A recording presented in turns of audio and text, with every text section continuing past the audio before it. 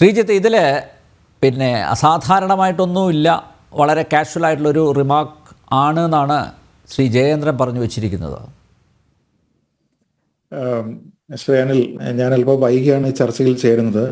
അവസാന ഭാഗം ശ്രീ ജയചന്ദ്രൻ സംസാരിക്കുന്ന ഭാഗത്താണ് ഞാൻ കേട്ടത്. അപ്പോൾ താങ്കൾ ഇവിടെ ശ്രീ ജോൺ ബ്രിട്ടാസിന്റെ മകളുടെ വിവാഹവുമായി ബന്ധപ്പെട്ട ഫോട്ടോകൾ അദ്ദേഹം സോഷ്യൽ മീഡിയയിൽ നിന്ന് മാറ്റി എന്നുള്ള ഒരു കാര്യം പറഞ്ഞപ്പോൾ അതൊക്കെ എന്തിനാണ് ഇവിടെ പറയുന്നത് എന്നാണ് ശ്രീ ജയചന്ദ്രൻ ചോദിച്ചത്. അത് ശരിയായിട്ടുള്ള ഒരു ചോദ്യമാണ്, കാരണം അതിനിവിടെ പ്രസക്തി ഇല്ലല്ലോ. അതേപോലെ തന്നെ നമുക്ക് ബ്രിട്ടാസിനോട് ചോദിക്കാനുള്ളത്, അദ്ദേഹം ചൈനയുടെ സാങ്കേതിക വിദ്യയെ പറ്റി പറയുമ്പോൾ നമ്മുടെ നാട്ടിലെ കുംഭമേളയെ പറ്റി പറയുന്നത് എന്തിനാ? അതിനൂടെ എന്താ പ്രസക്തി? ബ്രിട്ടാസിന്റെ മകളുടെ വിവാഹത്തിന് ബ്രിട്ടാസിന്റെ പ്രസ്താവനയുമായിട്ട് എത്രത്തോളം ബന്ധമുണ്ടോ അത്രത്തോളം ബന്ധം മാത്രമേ ബ്രിട്ടാസ് കുംഭമേളയും ചൈനയിലെ സാങ്കേതിക വിദ്യയിലുള്ള അഡ്വാൻസ്മെന്റിനെയും കുറിച്ച് കമ്പയർ ചെയ്ത് സംസാരിച്ചിരിക്കുന്നതിനുള്ളൂ എന്നുള്ളത് ശ്രീ ജയചന്ദ്രൻ മനസ്സിലാക്കുക. അപ്പൊ നമ്മൾ ന്യായീകരിക്കുന്നതൊക്കെ തന്നെ ഓക്കെ, പക്ഷേ നമ്മൾ ചൈനയെ പ്രകീർത്തിക്കുന്നതിന്റെ ഭാഗമായിട്ടാണെങ്കിലും ചൈനയെ ന്യായീകരിക്കുന്നതിന്റെ ഭാഗമായിട്ടാണെങ്കിലും നമ്മൾ അതിനെ പാടി പുകഴ്ത്തിക്കോളൂ, യാതൊരു വിധത്തിലുള്ള പ്രശ്നവുമില്ല. അവിടെ നിന്നുള്ള ആപ്പുകൾ ഉപയോഗിച്ചോളൂ, ഒരു പ്രശ്നവുമില്ല. പക്ഷേ ഞാൻ ചോദിക്കുന്നത്, നിങ്ങൾ അതിനെ എന്തിനാണ് കുംഭമേളയുമായിട്ട് താരതമ്യം ചെയ്യുന്നത് എന്നുള്ളതാണ്. ഇപ്പൊ നമുക്ക് ശാസ്ത്ര സാങ്കേതിക മേഖലയിലുള്ള രണ്ട് രാജ്യങ്ങളുടെയും ഇൻവെസ്റ്റ്മെന്റുകളെ പറ്റി കമ്പയർ ചെയ്തോളൂ. വേണമെങ്കിൽ പറയാം, ചൈന ഇത്ര കോടി രൂപ അവിടെ ഇടുന്നു, അല്ലെങ്കിൽ ചൈനയുടെ സ്വന്തമായിട്ടുള്ള ഒരു നേറ്റീവ് ആപ്പ് അവർ കൊണ്ടുവരുന്നു, എന്നാൽ ഇന്ത്യ ആ കാര്യത്തിൽ സ്ലോ ആണ്, വയലന്റ് ക്രിറ്റിസിസമാണ്, പറഞ്ഞോളൂ. ഇന്ത്യയെ സംബന്ധിച്ചിടത്തോളം ചൈന പോലെയുള്ള ഒരു രാജ്യമല്ല. അപ്പോൾ അതുകൊണ്ട് നമ്മുടെ പ്രയോറിറ്റീസ് എന്ന് പറയുന്നത് പലപ്പോഴും പല കാര്യങ്ങളിലാണ് വരുന്നത്.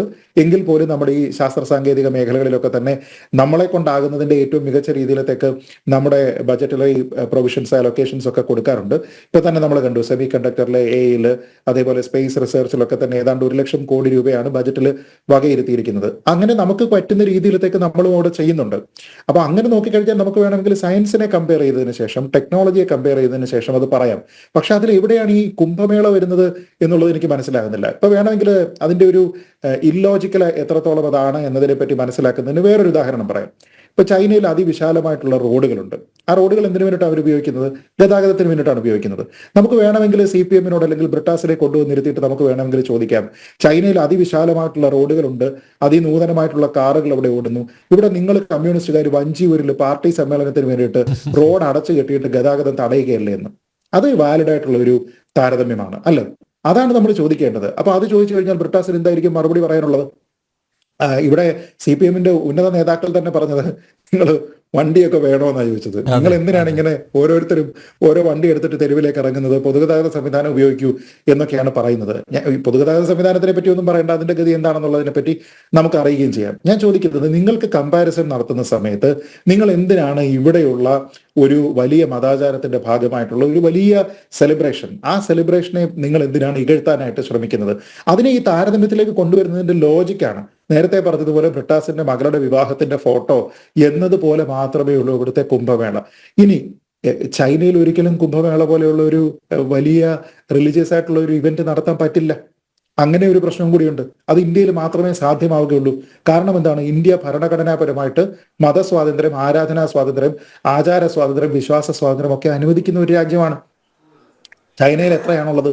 ചൈനയിൽ എത്രത്തോളം സ്വാതന്ത്ര്യമാണുള്ളത്? ഉയ്ഗൂർ മുസ്ലിമുകൾ എന്ന് കേട്ടിട്ടുണ്ടോ? അവർക്കൊന്ന് നിസ്കരിക്കാനുള്ള സൗകര്യമെങ്കിലും ഇവിടെ കൊടുക്കാറുണ്ടോ?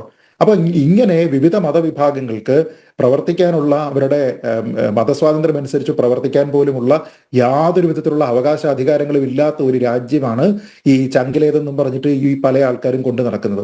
അങ്ങനെ നോക്കിക്കഴിഞ്ഞാൽ ഇന്ത്യയെ സംബന്ധിച്ചിടത്തോളം ഭരണഘടനാദത്തമായിട്ടുള്ള ഒരു സ്വാതന്ത്ര്യമുണ്ട്. ഇവിടെ ജൈനന്മാരുടെ ഫെസ്റ്റിവൽസ് ഉണ്ട്, ബുദ്ധന്മാരുടെ ഫെസ്റ്റിവൽസ് ഉണ്ട്, ബുദ്ധപൂർണിമ പോലെയുള്ള നിരവധിയായിട്ടുള്ള ആഘോഷങ്ങളുണ്ട്.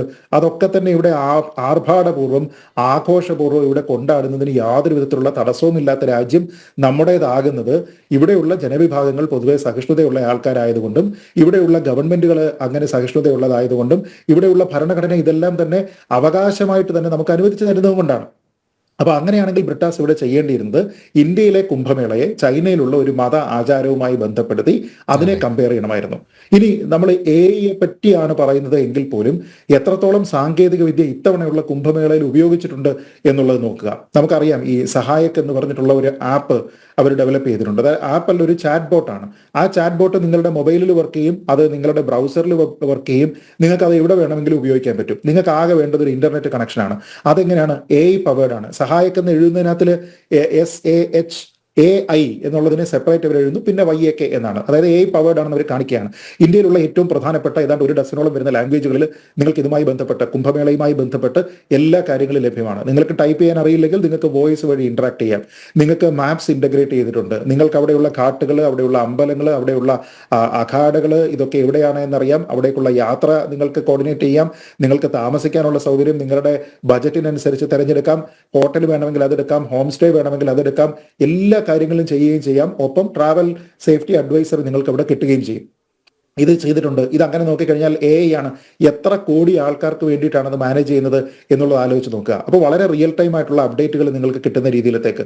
അതേപോലെ 2700-ലധികം AI ക്യാമറകൾ ഇവിടെ ഉണ്ട്. അതേപോലെ ഈ വെള്ളത്തിനുള്ളിലേക്ക് ആരും അങ്ങനെ ഒലിച്ചു പോവുകയും ഒന്നും ചെയ്യാതിരിക്കുന്നതിന് വേണ്ടിയിട്ട് വെള്ളത്തിനടിയിൽ സർവൈലൻസ് നടത്തുന്ന അണ്ടർ വാട്ടർ ഡ്രോണുകളുണ്ട്. പിന്നെ മുകളിൽ പറക്കുന്ന 120 മീറ്റർ മുകളിലേക്ക് പോകുന്ന ഡ്രോണുകളുണ്ട്. അപ്പോൾ ഇവിടെ ഈ സ്റ്റാമ്പീഡുകളൊക്കെ തടയത്തക്ക രീതിയിലത്തേക്ക് എയർലി അലർട്ട് കൊടുക്കുന്ന രീതിയിലത്തേക്കുള്ള ഒരു സംവിധാനം കുംഭമേളയിലുണ്ട്. എന്നിട്ടും സ്റ്റാമ്പീഡ് ഉണ്ടായിരിക്കുന്നത് എന്തുകൊണ്ടാണ്, അവിടെ ആൾക്കാരുടെ മരണം ഉണ്ടായിരിക്കുന്നത് എന്തുകൊണ്ടാണ് എന്ന് ചോദിച്ചു കഴിഞ്ഞാൽ, ഇന്ത്യയിൽ പ്രത്യേകിച്ച് പ്രയാഗ്രാജിൽ മാത്രമല്ല ഇന്ത്യയിൽ മൊത്തത്തിൽ നിലനിൽക്കുന്ന ഒരു VIP കൾച്ചറുണ്ട്. ആ VIP കൾച്ചറിന്റെ ഭാഗമായിട്ട് VIPകൾ പോകുന്ന സമയത്ത് അവർക്ക് പ്രത്യേകമായിട്ടുള്ള സൗകര്യമൊരുക്കും. ക്യൂ നിയന്ത്രണാതീതമായിട്ട് പോകും. പിന്നീട് അങ്ങനെയുള്ള സമയത്ത് ഈ ബാരിക്കേഡുകൾക്ക് അവരെ കണ്ടെയ്ൻ ചെയ്യാനായിട്ട് കഴിയാതെ വരും. അങ്ങനെയാണ് അവിടെ അപകടം ഉണ്ടായത്. പക്ഷേ ആ അപകടത്തിൽ പോലും അതിനെ പ്രിവെന്റ് ചെയ്യുന്ന രീതിയിലത്തേക്കുള്ള ഏർലി വാർണിംഗ് സിസ്റ്റം എല്ലാം തന്നെ ഇവിടെ പ്രവർത്തിക്കുന്നത് AI പവേർഡ് ആയിട്ടാണ്. അപ്പൊ ഇതിനെപ്പറ്റി ഒരക്ഷരം പോലും അറിയാതെ, ഇതിനെപ്പറ്റി മനസ്സിലാക്കാതെ, നമ്മുടെ നാട്ടിലുള്ള ആചാരങ്ങളുടെ, ആരാധനയുടെയൊക്കെ സൗന്ദര്യത്തിനെ വിദേശ രാജ്യങ്ങൾ വരെ അക്സെപ്റ്റ് ചെയ്തുകൊണ്ടിരിക്കുന്ന സമയത്താണ് ഇവിടെയുള്ള ആൾക്കാർ എന്തെങ്കിലും ഒരു കാര്യത്തിന് താരതമ്യം ചെയ്യണമെന്നുണ്ടെങ്കിൽ ഇത് പറയുന്നത്. ഇനി വേറെ പറയാമല്ലോ, ചൈനയിലുള്ള പിന്നെ ഭരണകൂടത്തിനെ പറ്റി കമ്പയർ ചെയ്തതിന് ശേഷം അവരെക്കാൾ കൂടുതൽ ഖ്യാതി ലോകത്തെത്തിച്ചിരിക്കുന്ന പിണറായി വിജയൻ ആണെന്ന് പറഞ്ഞ് ഇവിടെ തിരുവാതിര കളിക്കുകയല്ലേ, അല്ലെ? ഇദ്ദേഹം കൊടുങ്കാറ്റിൽ പറക്കുന്ന കഴുകനാണെന്ന് പറഞ്ഞിട്ട് നടക്കുകയല്ലേ. അപ്പൊ അങ്ങനെ നോക്കിയാൽ കമ്പാരിസൺ ഉണ്ട്. ഇനിയിപ്പോ പിന്നെ ചൈനയിലാണെങ്കിൽ ഞാൻ മനസ്സിലാക്കുന്ന അവിടുത്തെ ചൈനീസ് പ്രീമിയറിന്റെ മക്കളുടെ ഒന്നും പേര് മറ്റുള്ള ആൾക്കാർക്ക് ഇടുന്നതിൽ നിരോധനമാണ്. ഇവിടെ എന്തായാലും നിലവിൽ അത് വന്നിട്ടില്ല എന്നുള്ള വലിയൊരു സൗകര്യമുണ്ട്. ഞാൻ പറഞ്ഞത് കമ്പയർ ചെയ്യുകയാണെങ്കിൽ നിങ്ങൾ ആപ്പിളുമായിട്ട് കമ്പയർ ചെയ്യൂ, അല്ലാതെ ആപ്പിളും ഓറഞ്ചും തമ്മിലല്ല കമ്പയർ ചെയ്യേണ്ടത്. അങ്ങനെ വങ്കത്തരം പറയുന്ന, മണ്ടത്തരം പറയുന്ന ഒരു നേതാവായിട്ട് ഇദ്ദേഹമൊക്കെ മാറാൻ പാടില്ല. കാരണം പ്രതിപക്ഷ സ്വരം എന്ന് പറയുന്നത് പാർലമെന്റിലാണെങ്കിലും പുറത്താണെങ്കിലും ഒക്കെ തന്നെ ഏറ്റവും കൂടുതൽ റെലവെന്റ് ആയിട്ടുള്ള ഒരു കാര്യമാണ്. സർക്കാരിനെ തിരുത്തുന്നതിന് വേണ്ടി, സർക്കാരിനെ ഏതെങ്കിലും ഒരു കാര്യത്തിൽ കൂടുതലായിട്ട് നിങ്ങൾ ഈ മേഖലയിൽ ഇൻവെസ്റ്റ് ചെയ്യൂ എന്നൊക്കെ പറയുന്നതിന് വേണ്ടി ഉപയോഗിക്കേണ്ടുന്ന എനർജിയെ തെറ്റായിട്ട് പല കാര്യങ്ങൾക്ക് ഉപയോഗിക്കുകയാണ്. ഇതിന്റെ ഒരു ഉദാഹരണം കൂടി പറയാം. അതായത് നമ്മുടെ പാർലമെന്റിന്റെ പുതിയ ബിൽഡിങ്ങിലേക്ക് മാറുന്ന സമയത്ത്, അതിന്റെ ഒരു ഇനോഗ്രേഷൻ ഒക്കെ നടക്കുന്ന സമയത്ത് നമ്മൾ അവിടെ കണ്ടതാണ് കുറേയധികം വിവിധ സന്യാസിമാരൊക്കെ തന്നെ അവിടെ പങ്കെടുത്തിരുന്നത്. അപ്പൊ അതിൽ BJPയെ വിമർശിച്ചു വന്ന അവസാനം അത് മുഴുവൻ ഹിന്ദു വിരോധമായത് നമ്മൾ കണ്ടിട്ടുണ്ടാകും. അതായത് ഈ സന്യാസിമാരെ ക്ഷണിക്കുന്നു, അവരവിടെ പോകുന്നു, പങ്കെടുക്കുന്നു, തിരിച്ചു വരുന്നു. അവരെന്തെങ്കിലും തെറ്റ് ചെയ്തോ? നിങ്ങൾക്ക് രാഷ്ട്രീയമായിട്ട് വിമർശിക്കണമെങ്കിൽ ഇവരെ വിമർശിക്കണോ? അവരുടെ ധർമ്മത്തിനെ വിമർശിക്കണോ? അവരുടെ മതത്തിനെയോ ആചാരത്തിനെയോ നിങ്ങൾ വിമർശിക്കേണ്ടത് ആവശ്യമുണ്ടോ? അപ്പൊ പറഞ്ഞ് BJPയെ എതിർക്കാൻ പൊളിറ്റിക്കൽ ടൂളായിട്ട് ഉപയോഗിച്ച് അവസാനം ഇത് കൊണ്ടുകെട്ടുന്നത് ഒരു ധർമ്മത്തിന്റെ, ഒരു മതത്തിന്റെ പേരിലാണ്. ഇത് ആദ്യമായിട്ട് വരുന്നതല്ലല്ലോ.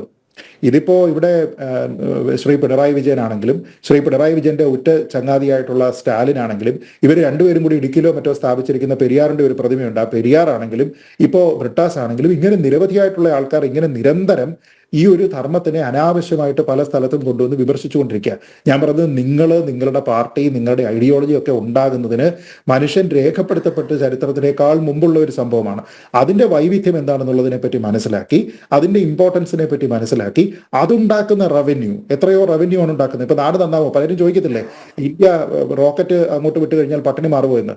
അപ്പൊ അങ്ങനെ ഉണ്ടാകുന്ന പണം മുടക്കുമ്പോൾ അവിടെ വീണ്ടും പണം ജനറേറ്റ് ചെയ്യുകയും ഒക്കെ ചെയ്യുന്ന രീതിയിലത്തേക്കുള്ള ഒരു ഫൈനാൻഷ്യൽ സൈഡും ഒക്കെ ഇതിനുണ്ട്. അപ്പൊ ഇതിനെ ഒന്നും മനസ്സിലാക്കാതെ, അതിനെ അപ്രീഷിയേറ്റ് ചെയ്യാതെ വെറുതെ കൂപമണ്ഡൂകങ്ങളായിട്ട് മാറുന്ന ആൾക്കാരോട് കഷ്ടം എന്ന് മാത്രമേ അവരോട് ആവർത്തിച്ച് പറയാനുള്ളൂ എന്നാണ് എനിക്ക് തോന്നുന്നത്. അതുകൊണ്ട് കമ്പയർ ചെയ്യുകയാണെങ്കിൽ നിങ്ങൾ അവിടെയുള്ള എയും ഇവിടെയുള്ള എയും തമ്മിൽ കമ്പയർ ചെയ്യണം. ഇനി ഒറ്റ കാര്യം കൂടി പറഞ്ഞ് അവസാനിപ്പിക്കുക. ഇപ്പൊ നമുക്കറിയാമല്ലോ, ഇത് കേട്ട് കഴിഞ്ഞാൽ തോന്നുന്നു നമ്മൾ സാങ്കേതിക വിദ്യയിൽ ഒന്നുമല്ല എന്ന്. ഇപ്പോ ചൈനയടക്കം വളരെ കുറച്ച് രാജ്യങ്ങൾ മാത്രമാണല്ലോ ഈ ചന്ദ്രനിൽ പോയി സോഫ്റ്റ് ലാൻഡ് ചെയ്തിട്ടുള്ളത്. അങ്ങനെ സോഫ്റ്റ് ലാൻഡ് ചെയ്തിരിക്കുന്നതിൽ പോലും ഏറ്റവും പണം കുറച്ച്, ഒരു ഹോളിവുഡ് സിനിമ എടുക്കുന്നതിനേക്കാൾ കുറവ് പണത്തിൽ ചെയ്തിരിക്കുന്ന രാജ്യം, അത് അച്ചീവ് ചെയ്തിരിക്കുന്ന രാജ്യം ഏതാണ്? ഇന്ത്യയാണ്. അപ്പൊ ഇത് നിങ്ങൾക്ക് പണമുള്ളത് കൊണ്ട് എന്തും സാധിക്കും എന്നതിനപ്പുറത്തേക്ക് അതിനെ ഒപ്റ്റിമൈസ് ചെയ്ത് ഇവിടെയുള്ള റിസോഴ്സസിനെ ഏറ്റവും നല്ല രീതിയിൽ ഉപയോഗിക്കുന്ന ഒരു സംവിധാനമാണ് ഇവിടെ ഉള്ളത്. ഇപ്പൊ നമ്മൾ നടന്നു വരും, ചിലപ്പോൾ ഇത്തിരി വൈകിട്ടായിരിക്കും വരുന്നത്. ഇപ്പൊ നമ്മുടെ കേന്ദ്രമന്ത്രി പറഞ്ഞിട്ടുണ്ടല്ലോ, നമ്മുടേതായിട്ടുള്ള ഒരു സംഭവം വരുന്നുണ്ട്, ഒരു 10 മാസം സമയമെടുക്കും.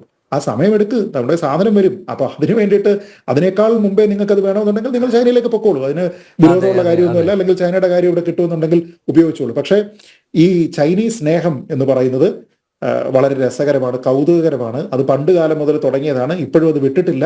അപ്പോൾ രസമാണ് പല ആൾക്കാരുടെ ലോയൽറ്റി എന്ന് മാത്രമേ പറയാനുള്ളൂ.